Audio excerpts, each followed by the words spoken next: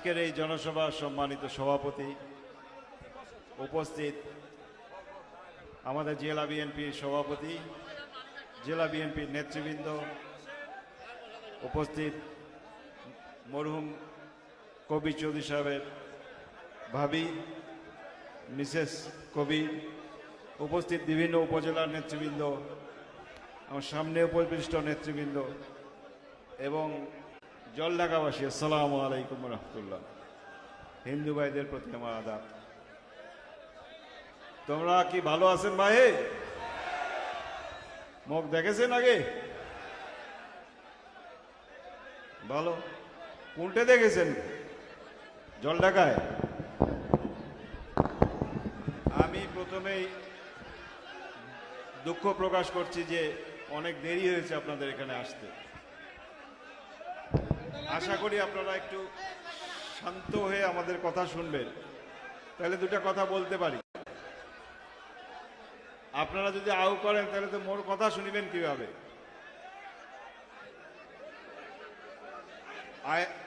তোমরা একটু শান্ত হন, একটু শান্ত হন। মঞ্চে অনেক নেতৃবৃন্দ আছে। আপনাদের জলঢাকায় প্রবেশ করতে আমার লাগছে 1 ঘন্টার বেশি। এই যে আপনাদের নেতার নেতৃত্বে আমাদেরকে আরো 1 মাইল দূর থেকে ওনারা মিছিল করে নিয়ে আসছে। তো মিছিল তো চলেই না, এত দূর থেকে আনার আমার মনে হয় ভবিষ্যতে সময়টা আমাদের মেনটেন করলে ভালো হয়। আমাদের দেরি হয়েছে, আমাদের ডিমলায় আমাদেরকে আটকিয়ে রেখেছিল মানুষ, তারাও এরকম মিছিল করে আমাদেরকে আটকিয়ে দিচ্ছিল।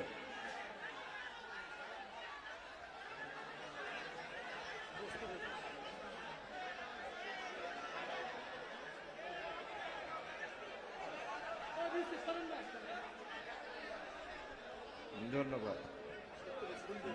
জনগণকে ডিস্টার্ব করে না, এই পাশের থেকেও সরে যান, ওনাদেরকে দেখতে দেন।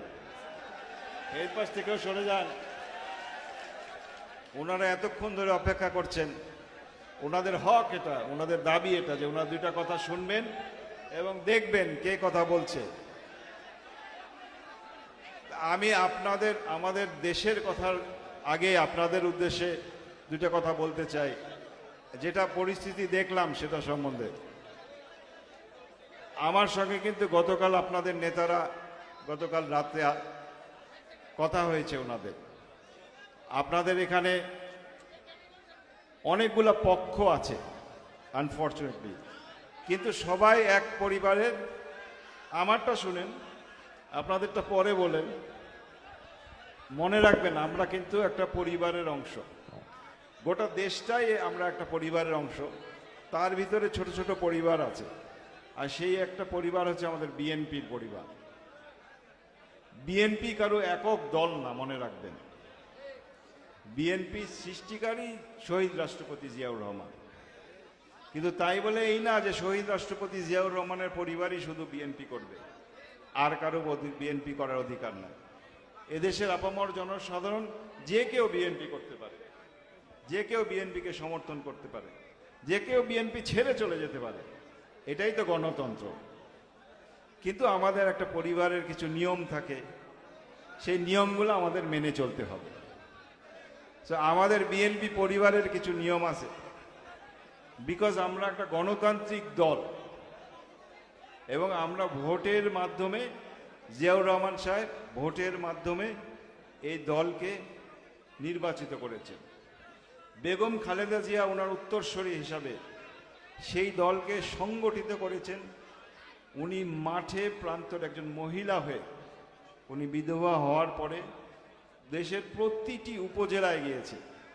যখন বিএনপি বলতে এত লোক কোনো জায়গায় জড়া করা যেত না, তখন উনি একজন 35-36 বছরের বিধবা, উনি সারা দেশ চষে বেরিয়েছেন। সো উনাদের শ্রমের কথা আপনার চিন্তা করতে হবে। জিয়াউর রহমান সাহেবের কথা আপনাদের চিন্তা করতে হবে যে ওনারা কোথা থেকে এসেছেন। উনি মাত্র 45 বছর বয়সে ইন্তেকাল করেছেন, অথচ উনি দেশকে পরিচালনা করেছেন মাত্র 4 বছর। তো আপনাদের অনেকের বয়স হয়েছে, অনেকের সেই বয়সে আছেন। আপনাদেরকে চিন্তা করতে হবে যে এই দেশকে উনি কোথায় নিয়ে গেছেন। মনে রাখবেন, শহীদ রাষ্ট্রপতি জিয়াউর রহমান না হলে হয়তোবা এদেশে স্বাধীনতা ঘোষণা হতো না। তো শহীদ রাষ্ট্রপতি জিয়ার জন্ম এদেশের জন্য আল্লাহর তরফ থেকে আমাদের একটা আশীর্বাদ।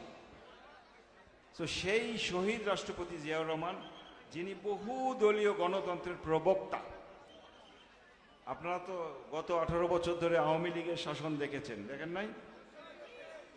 কি জুলুম, কি নির্যাতন, গুম, হত্যা, খুন, রাহাজানি, হামলা, মামলা, কোনোটা বাদ গেছে? আপনাদের এখানে যে নেতাকর্মী আছেন বহুজন আপনারা হয়তোবা নির্যাতিত। এই যে আমরা এখানে মঞ্চে যারা নেতাদের দেখছি, আমি মনে হয় না কারোর নামে মামলা নাই। কেউ পাট খেতে ঘুমাইছে, কেউ ধান খেতে ঘুমাইছে, কেউ এলাকা ছেড়ে গেছে। এই যে বছরের পর বছর যে অত্যাচার, এই পরিবারগুলো, আমাদের মা বোনদের কি অবস্থা হয়েছে, এটা তো দুঃখ। সবার মনে দুঃখ আছে, সবার মনে কষ্ট আছে। এবং এটা একদিনের ক্ষোভ না, এটা 16 বছর মানুষের পুঞ্জীভূত ক্ষোভ। ধীরে ধীরে ধীরে ধীরে মানুষে বদদোয়া দিয়েছে, মানুষে অভিশাপ দিয়েছে। সো সেই অভিশাপের ফসল হিসাবে এবং বিএনপির বিগত 16 বছরের আন্দোলনের ফসল হিসাবে 24-এ সেটা স্ফুলিঙ্গ হয়েছে এবং ছাত্র জনতা সকলে মিলে আল্লাহর রহমতে এদেশ থেকে সেই ফ্যাসিস্ট দূর হয়েছে। কিন্তু সেই ফ্যাসিস্ট এই প্রথমবার দূর হয়নি। এই ফ্যাসিস্ট আজকে নিষিদ্ধ হয়েছে এই সরকারের মাধ্যমে। কিন্তু আপনারা জানেন অনেকে, বাবু মিছিলটা পরে দেন। আপনারা মুরব্বী যারা আছেন আপনারা জানেন যে 1972 থেকে 1975 পর্যন্ত এদেশে আওয়ামী লীগের শাসন ছিল। ছোটরা না জানলেও বড়রা জানেন যে সেই সময় প্রায় 35,000 মানুষকে বিনা বিচারে হত্যা করা হয়েছিল। হয় কি না হয় মুরব্বীরা বলেন। রক্ষী বাহিনীর নাম শুনেছেন, হয়তোবা অনেকে শুনেন নাই। এই রক্ষী বাহিনী দিয়ে যদি কারো চুলও বড় থাকছে বাচ্চাদেরকে ধরে নিয়ে গেছে। কোনো অন্যায় না করছেন, মানুষকে ধরে নিয়ে যায় গুম করে হত্যা করছে। সো তারা যেটা করেছিল 1972 থেকে 1975-এ, তারই সন্তান, তার মেয়ে শেখ হাসিনা তার থেকে অনেক গুণ বেশি করেছেন এবং অনেক গুণ বেশি সময় ধরে অত্যাচার করেছেন।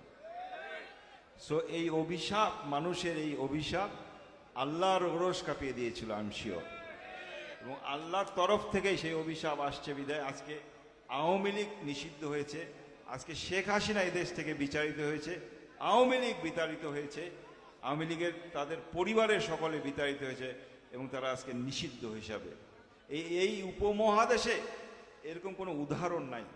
এই ভারত উপমহাদেশে এই যে ধরেন আমাদের সার্কভুক্ত 7টা দেশ বা 8টা দেশ আছে, কোনো এরকম ডিকটেটরের খবর আমরা জানি না। আমরা জানি কম্বোডিয়ার কথা, আমরা জানি কিউবার কথা, আমরা জানি ল্যাটিন আমেরিকার অনেক দেশের কথা, কিন্তু এই উপমহাদেশে আমরা যারা এরকম ব্রাউন রঙের মানুষ যারা, এই উপমহাদেশে কোনো ডিকটেটরের আবির্ভাব হয় না।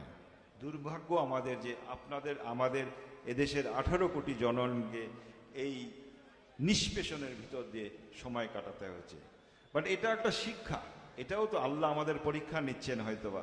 এই পরীক্ষার মাধ্যমে আমরা আজকে সবাই অন্তর্নিহিত করেছি যে অত্যাচার কি জিনিস, আমাদের বাক স্বাধীনতা হারানো কত কষ্টের। এরকম যে আজকে আপনারা সভা করতেছেন এই জলডাঙ্গা, এটা কি কল্পনা করা যেত আজকে থেকে 1 বছর আগে? আপনাদেরকে মিছিল করতে দিত রাস্তায়, আপনাদেরকে মিটিংও করতে দিত না, আপনাদেরকে নির্বাচন করতে দিত না। তো যে দেশে নির্বাচন করা যায় না, যে দেশে বাক স্বাধীনতা নাই, যে দেশে ফেসবুকে একটা পোস্ট দিলে আপনার ছেলেকে বা আপনাকে ধরে নিয়ে যায়, সেটা কোন দেশ?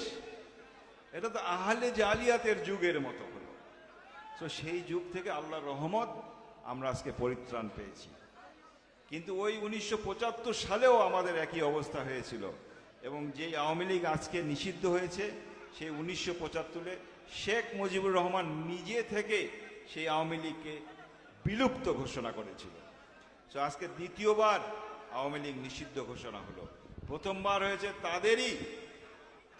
তাদের কথিত জাতির পিতা শেখ মুজিবুর রহমানের মাধ্যমে 1975 সালের 10ই ফেব্রুয়ারি, 25শে জানুয়ারি, তখন সকল রাজনৈতিক দলকে তারা বিলুপ্ত ঘোষণা করেছিল এ দেশকে, এবং পার্লামেন্টে আইন করে, এবং এ দেশকে একদলীয় শাসনে শাসন ব্যবস্থা তারা প্রবর্তন করেছিল। প্রধানমন্ত্রীর থেকে উনি প্রেসিডেন্ট হয়ে গিয়েছিলেন। তো দেখেন, দেশকে তারা মনে করতো তাদের নিজেদের সম্পত্তি। দেশ কি কারো বাপের সম্পত্তি ভাই? সেরকম বিএনপিও যেরকম কারো বাপের সম্পত্তি না, দেশটাও কারো বাপের সম্পত্তি। দেশটা আমাদের সকলের। আমাদের দেশের গণতন্ত্রের মূল ভিত্তি হচ্ছে যে এদেশের সার্বভৌমত্ব হচ্ছে জনগণের উপরে, মিনিং এদেশের মালিক কে? জনগণ। তাহলে এদেশের সকল আপামর 18 কোটি জনগণ হলেন এদেশের মালিক, কারো বাপ এটার মালিক না। সেরকম ভাবে বিএনপির মালিকও কেউ না ভাই। আপনারা যারা বিএনপি করেন, আপনারা বিএনপির নেতৃত্ব হয়তো বা দেন বেগম খালেদা জিয়া, বিএনপির নেতৃত্ব দেন তারেক রহমান, কিন্তু তারা তো আজীবন থাকবেন না। বিএনপি তো নেতৃত্ব পরিবর্তিত হইতে থাকবে। কিন্তু বিএনপির যে আদর্শ, জিয়াউর রহমান সাহেবের 19 দফা থেকে শুরু করে আজকে সেই 19 দফা পরিবর্তিত হয়ে 31 দফায় বর্ধিত হয়েছে। সো আদর্শ হয়তো বা বাড়তে পারে, আদর্শ আমাদের দফা হয়তো বা বাড়তে পারে, কিন্তু দল বিএনপি যেভাবে সংগঠিত হয়েছিল, বিএনপি সেভাবেই চলবে। সো আপনাদের কাছে যেটা বোঝাতে চাচ্ছি আমি, যে আপনারা এই প্রথমে ঢুকে যেটা দেখলাম, এটা অনাকাঙ্ক্ষিত, এটা কাঙ্ক্ষিত না। আপনাদের মনোমালিন্য থাকতে পারে কারো প্রতি, সকলে আমরা সঠিক বিএনপি না। আপনারা যেভাবে বিএনপিকে দেখতে চান, হয়তোবা আমরা সবাই সেরকম না, কিন্তু তাই বলে আমাকে আপনি মারবেন, এটাও তো অ্যাকসেপ্টেবল না। আপনি আমাকে ভুয়া বলবেন, হইতে পারি আমি ভুয়া, কিন্তু তারাও তো ভাই বিএনপি। ভোট করতে গেলে তো সবাইকে লাগে নাকি? আমরা তো ভোট করি। এই যে আমাদের এখানে অনেক চেয়ারম্যান মেম্বার অনেকে আছেন যারা আগে ছিলেন, বর্তমানে আছেন। তো আপনারা যখন ভোট করতে যান তখন কি করেন? আপনারা কি যায় বলেন যে আপনারা আমার সঙ্গে আসিবেন না, এটা বলতে পারেন? মানুষকে ভালোবেসে, মানুষকে ভালো কথা বলে, কাজ করে মানুষের কাছে টানতে হয়। আমরা যদি নিজেদের পরিবারের ভিতরেই খালি মারামারি করি, তাহলে কি দলের উন্নতি হবে? দলের উন্নতি হবে না, দলের আরো ক্ষতি হবে। এবং বিরোধী পক্ষ যারা আছে তারা সেটা সুযোগ দিবে এবং তারা উস্কাবে, বলে তোরা আরো বেশি কর। তারা আপনাদের যদি 2টা গ্রুপ থাকে, তাহলে এক গ্রুপকে একভাবে বলবে, আরেক গ্রুপকে আমরা আছি তোমার সাথে, তোমরা চালা যাও, আমরা খারাপ। এক পক্ষ এই পক্ষকে বলবে, আরেকজন ওই পক্ষকে। আপনারা কি চান? বিকজ নির্বাচন হইলে আপনারা যদি এখানে আপনাদের জনপ্রতিনিধিকে নির্বাচিত করতে না পারেন, আপনারা কি সঠিকভাবে আপনাদের এলাকার উন্নয়ন করতে পারবেন? পারবেন না। এই যে এখন আপনাদের জনপ্রতিনিধি নাই, এখন যদি সঠিক নির্বাচন হতো, আমরা জানি কে নির্বাচিত হইতে পারত, আমরা তো বিএনপি জানি, কিন্তু হয় নাই জন্য আপনারা এখন পাচ্ছেন না। সো আমার অনুরোধ আপনাদের প্রতি, যত আপনাদের মাথার ভিতরে আপনার চিন্তা চেতনায় খারাপ ধারণা থাকুক আরেকটা গ্রুপ সম্বন্ধে, আপনার দয়া করে একত্রিত হওয়ার চেষ্টা করেন যে কোনো স্বার্থে। এইটা আমাদের ক্ষুদ্র স্বার্থ, আমাদের বৃহৎ স্বার্থ হলো দলকে ইউনাইটেড করে এই আগামী নির্বাচনে আমাদের ধানের শীষের প্রার্থীকে জয়যুক্ত করানো। যে সেই প্রার্থী হোক, তার পিছে আমরা সবাই লাগব, তার পিছে এইটা হলো আমাদের প্রথম কন্ডিশন। সো এই অনুরোধটাকে আপনারা রাখতে পারবেন? আপনারা যদি এই অনুরোধটা রাখতে পারেন, তাহলে হয়তোবা ভবিষ্যতে জলঢাকায় আবার আসবো। আর যদি অনুরোধটা না রাখতে পারেন, আপনারা এইভাবেই চলতে থাকেন, তাহলে তো জলঢাকায় আর আসা হবে না। এখন আপনাদের সিদ্ধান্ত, কি করবেন তোমরা? আমরা ধানের শীষের স্বার্থে সবাই এক হব, সবাই এক হইতে হবে। কেউ বেশি কাজ করে, কেউ বেশি ত্যাগ করে, কেউ কম ত্যাগ করে, কেউ ত্যাগই করে না, হয়তোবা সুবিধা ভোগ করে। সেটাও আমরা আলোচনা করব। সেটা আলোচনা করব কোথায়? সেটা আমাদের দলীয় ফোরামে আলোচনা করব।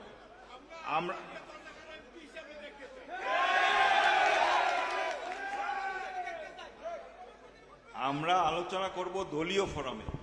একটা পরিবারে যখন নিজেদের ভিতরে বিভেদ হয়, তখন তারা পাড়াপড়শি সবাইকে নিয়ে কি সেটার মীমাংসা করবে? নাকি পরিবারের লোকরা বসে মীমাংসা করবে? আমরা পরিবারের লোকরা বসে, দরকার হলে আমি আসবো, আমাদের জেলা নেতৃবৃন্দ আছে ওনারা আসবে, আরও যারা আপনাদের ভিতরে বিবদমান গ্রুপ আছে তারা আসবেন, আমরা সবাই বসে সবার অভিযোগ শুনব। আপনাদের সকলের বলার অধিকার আছে, এবং যারা সঠিক কাজ করেন নাই তাদেরকে শুনতে হবে, যারা সঠিক ডিসিশন নেন নাই তাদেরকেও শুনতে হবে। এটাই গণতন্ত্র। এই গণতন্ত্রটা আমরা চর্চা করতে চাই। এটা গোটা নীলফামারী ডিস্ট্রিক্টে দেখেন, আমরা ঢাকায় আমাদের নীলফামারী ডিস্ট্রিক্টের বিএনপি সম্বন্ধে যখন ঢাকার নেতৃবৃন্দ বলে, তো তখন তারা তাচ্ছিল্য করে। কেমনভাবে তাচ্ছিল্য করে জানেন? তারা বলে, তোমার নীলফামারীতে আবার বিএনপি আছে নাকি বাহে? ওইটা আবার কাহন বিএনপি করে নাকি? এইভাবে কথা বলে আমাদের। আপনারা কি সেটা মনে করেন? আমিও তো মনে করি না, কিন্তু এরকম করলে তো ওই রকমই হবে। যদি আপনারা একজন আরেকজনের সঙ্গে এরকম করেন, এটা করা যাবে না। সো আমরা আশা করি আমি বুঝাইতে পারছি যে এইটা দয়া করে করেন না। আপনাদের নেতা একজনকে মানতেই পারেন, আপনার আরেকজনকে নেতা না মানতে পারেন, ইটস ওকে। এটাই তো ডেমোক্রেসি, এটাই গণতন্ত্র। আপনার যাকে পছন্দ তাকে মানেন, কিন্তু দয়া করে নিজেদের ভিতরে সংঘর্ষ করবেন না, এতে অপরপক্ষ এটা সুযোগ নেবে। আর আপনাদের এখানে তো একটা দল আছে যাদেরকে আমরা সবসময় সুযোগ দিয়ে আসছি। যেই দল ওই 1975 সালে যখন সব দলকে বিলুপ্ত করা হয়েছিল, সেই দলটাকেও বিলুপ্ত করা হয়েছিল। কে সেই দলকে পারমিশন দিয়েছিল? কে সেই দলকে, কে বিএনপিকে প্রতিষ্ঠা করেছিল? সেই জিয়াউর রহমান সাহেব। ওই জিয়াউর রহমান সাহেব না হলে আজকে ওই জামাতে ইসলামীয় দল হিসাবে প্রতিষ্ঠিত হতে পারত না। এই জিয়াউর রহমান সাহেব না হলে আওয়ামী লীগ, যে আজকে যে আওয়ামী লীগকে নিষিদ্ধ করা হলো, সেই আওয়ামী লীগকে আবার পুনর্জন্ম দিয়েছিলেন আমাদের শহীদ রাষ্ট্রপতি জিয়াউর রহমান। সো ইতিহাসগুলো সম্বন্ধে আমরা বলি না কেন মানুষকে? আমরা সবাই, বেশিরভাগ মানুষ এখানে মুসলমান, কিন্তু তাই বলে আমরা ধর্মভীরু, কিন্তু তাই বলে তো আমরা ধর্মান্ধ না, আমরা অন্ধ না ধর্মের প্রতি। ধর্ম আমাদের নিজেদের। দেখেন, আমাদের 31 দফায় কিন্তু একটা দফা আছে। দফায় বলতেছে যে রাষ্ট্র সবার, ধর্ম যার যার। এর মানে কি? এর মানে আমাদের ধর্ম দিয়ে আমরা যে রাজনীতি করব, এটা আমরা চাই না। আমরা হিন্দু, বৌদ্ধ, খ্রিস্টান, মুসলমান সবাই বাংলাদেশি, সবার অধিকার আছে রাজনীতি করার যারা বাংলাদেশি। এখন কোনো একটা ধর্ম নিয়ে আমাকে রাজনীতি করতে হবে কেন? আপনি দেখেন, যারা ধর্ম নিয়ে রাজনীতি করে তাদের সম্বন্ধে আমি আপনাদের কাছে একটু প্রশ্ন রাখতে চাই।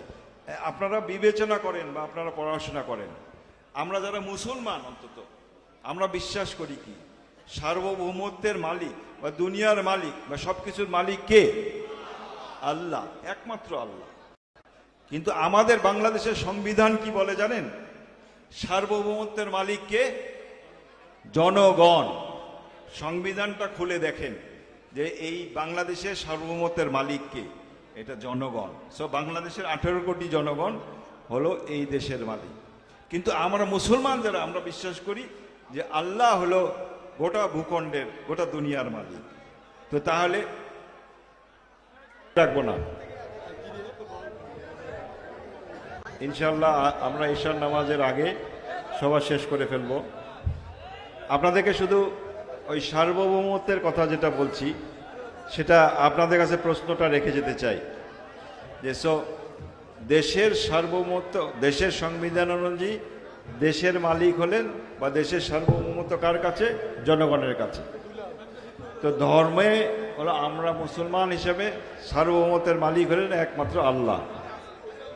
তো তাহলে এখন যদি ধর্ম নিয়ে আপনি রাজনীতি করেন, তাহলে আপনি কি করতেছেন? নিজের সঙ্গে কন্ট্রাডিক্ট করতেছেন না? তাহলে কথাটা কি মিলল? তো আপনি আল্লাহর, এক আল্লাহ আমরা বিশ্বাস করি, কিন্তু এখানে বলছে রাজনীতি, আপনি যখন গণতান্ত্রিক ধারায় রাজনীতি করবেন তখন আপনাকে বিশ্বাস করতে হবে যে জনগণ এদেশের সব সার্বভৌমত্বের মালিক, মানে সব কিছুর মালিক।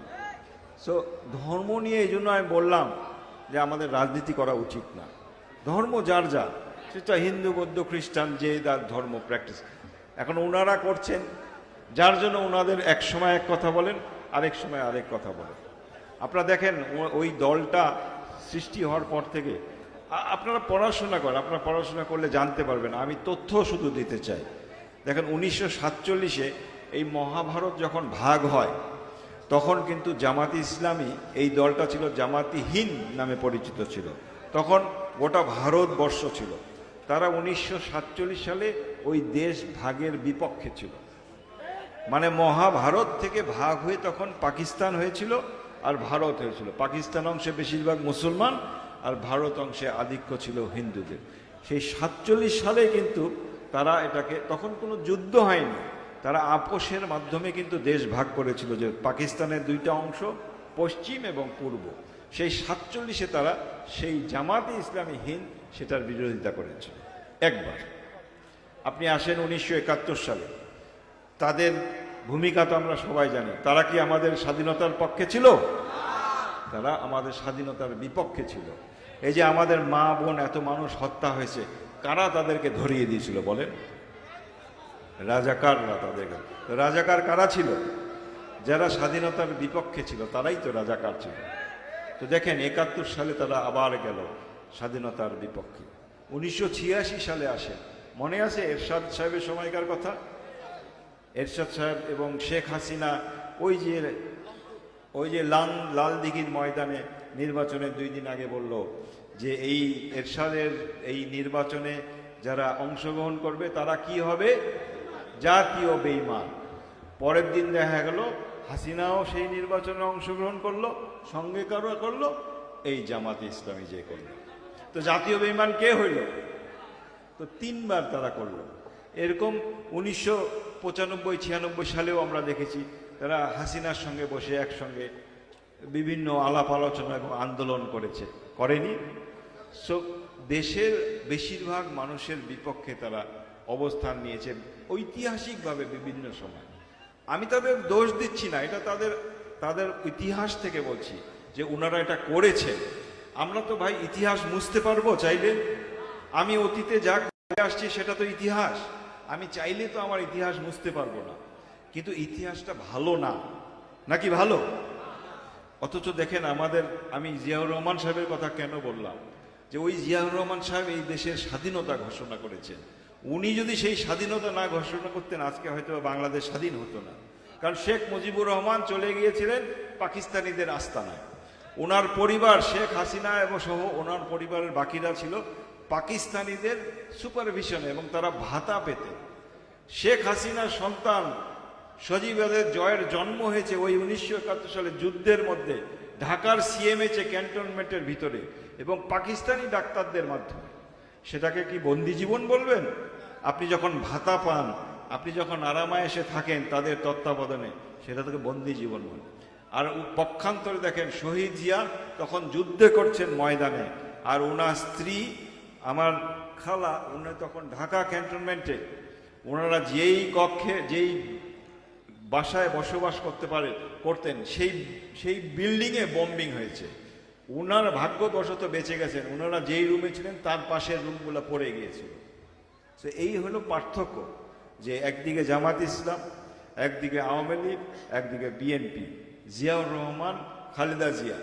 তো আমাদেরকে অনুধাবন করতে হবে। এগুলা ইতিহাস থেকে আমি বলছি, আমি বানিয়ে বলছি না, আপনারা ইতিহাস যাচাই করে দেখবেন।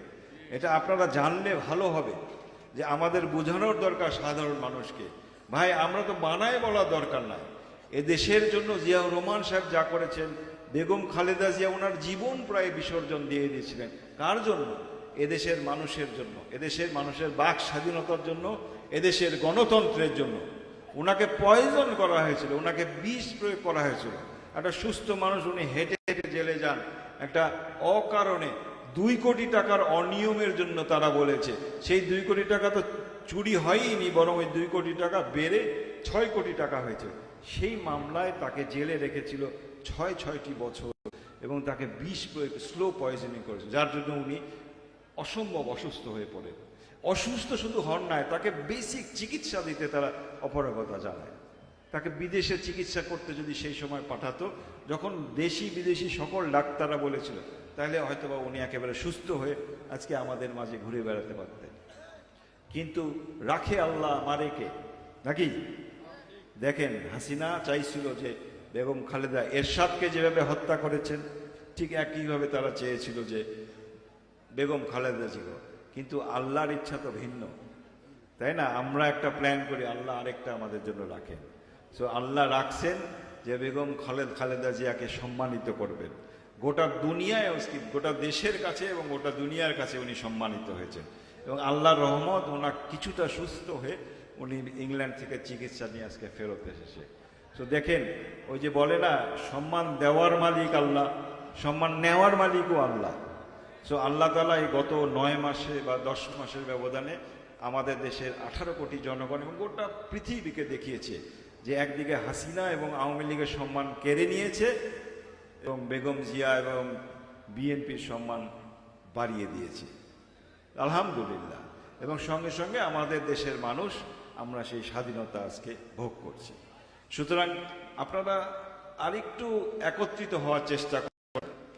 ইনশাল্লাহ সামনে আমাদের একটা জাতীয় নির্বাচন হবে। আপনারা সভাপতি হিসাবে কাউকে চান, আপনারা এমপি হিসাবে কাউকে চান না? তো এমপি, আমাদের এমপিও তো দরকার। আপনার এলাকার কাজ তো করবে এমপিদের মাধ্যমে, নাকি নাকি এমপিশিপ দিয়ে দেবেন ওমাক, আরেকজনকে দিয়ে দেওয়া যায়? আর দিতে চাই না আমরা নীলফামারীতে আর কোনো আসন হারাইতে চাই না বিএনপি। নীলফামারীকে আমরা ধানের শীষের কাণ্ডারি, আমরা ধানের শীষের জেলা হিসেবে প্রতিষ্ঠা করতে চাই। কিন্তু সেটার জন্য প্রয়োজন আমাদের একত্রিত সমন্বিত লড়াই। আমরা বিভাজিত হলে আমরা হেরে যাব। সেটা সব জায়গায়, আমাদের ডিমলায়, ডোমারে, নীলফামারীতে, সব জায়গায় আমাদের সেটা দরকার, সৈয়দপুরে। তো আসেন আমরা সেই লক্ষ্যে আগানোর চেষ্টা করি। আমাদের ক্ষুদ্র স্বার্থকে কিছুদিনের জন্য জলাঞ্জলি দেই বৃহৎ স্বার্থের জন্য। ইনশাল্লাহ আপনারা যদি ইউনাইটেড থাকেন, আমি আপনাদের পাশে আছি। এই যে কবির ভাবি আছেন, আমি তো ওনাকে প্রচণ্ডভাবে সবসময় সমর্থন দিয়ে গেছি। ওনাকে আমরা এখান থেকে এমপিও বানিয়েছি। আপনারা হয়তোবা আমাকে দেখেছেন তখন অনেকে, সেই সময় দুর্দিনে উনি ছিলেন। জি ইনশাল্লাহ। এখন আপনারা আগামীর কথা চিন্তা করেন। আগামীতে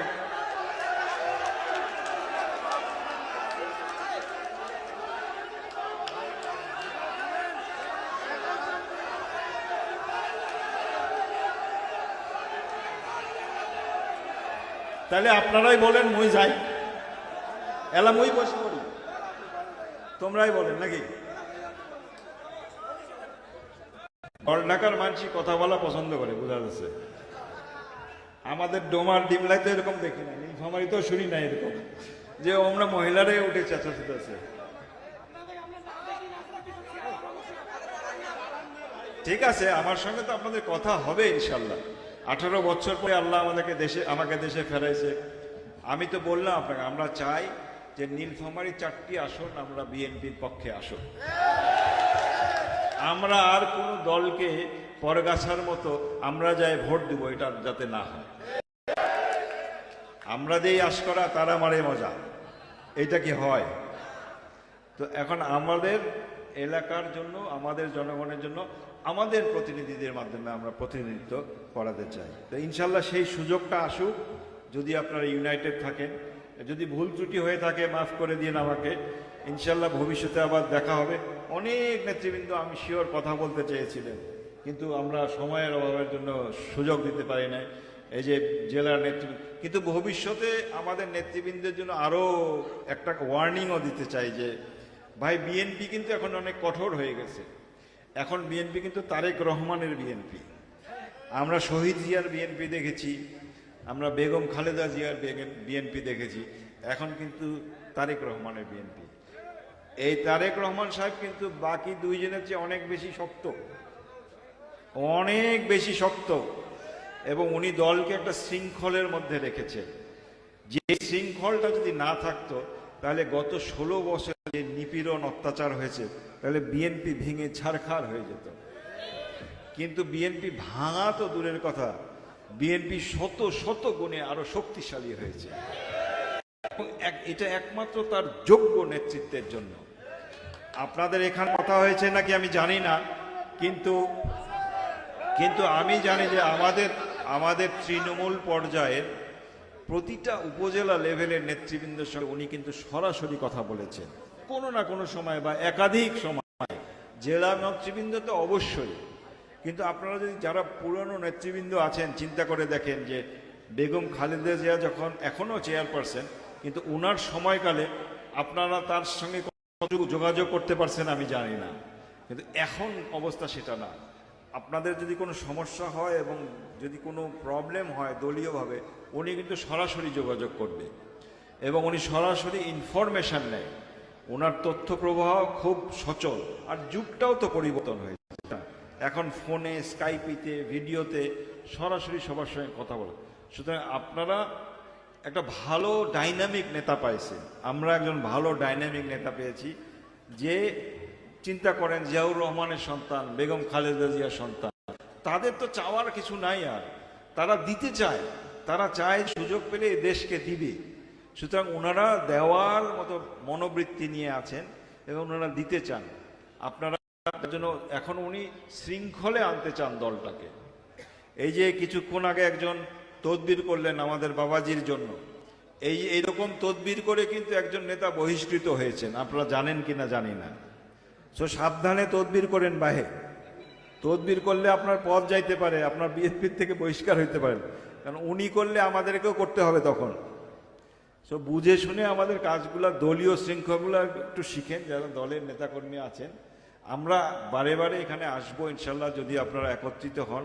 আমাদের নেতৃবৃন্দ আছে, ওনাদেরকে নিয়ে আসব। আমরা চাই যে বিএনপিকে শক্তিশালী করতে। আসেন, বিএনপিকে শক্তিশালী করে। অন্য দল যারা আছে তাদের বিরুদ্ধে বলেন, নিজেদের বিরুদ্ধে বলেন না, কারণ তারা তো আমাদের সঙ্গে প্রতিদ্বন্দ্বী হবে নাকি। এই যে তথ্যগুলা দিলাম, আপনারা যাচাই করে দেখেন আমি সত্য বললাম না মিথ্যা বললাম। সেইটা তো আমাদের আওয়ামী লীগ সম্বন্ধে, জাতীয় পার্টি সম্বন্ধে, জামাতে ইসলাম, আমাদের তাদের গালি দেওয়ার প্রয়োজন নাই। ইতিহাস থেকে যা হয়ে ঘটে এসেছে সেই তথ্যগুলো আপনারা মানুষের কাছে দেন, মানুষ বিবেচনা করুন এবং আপনাদের কর্ম দিয়ে, আপনাদের ব্যবহার দিয়ে মানুষকে কাছে টানার চেষ্টা করেন। তো ইনশাল্লাহ দেখা হবে আবার। ভালো থাকবেন, দোয়া করবেন। আল্লাহ হাফেজ। বাংলাদেশ জিন্দাবাদ, বাংলাদেশ জাতীয়তাবাদী দল জিন্দাবাদ, শহীদ জিয়া অমর হোক, খালেদা জিয়া জিন্দাবাদ, তারেক রহমান জিন্দাবাদ। আল্লাহ হাফেজ।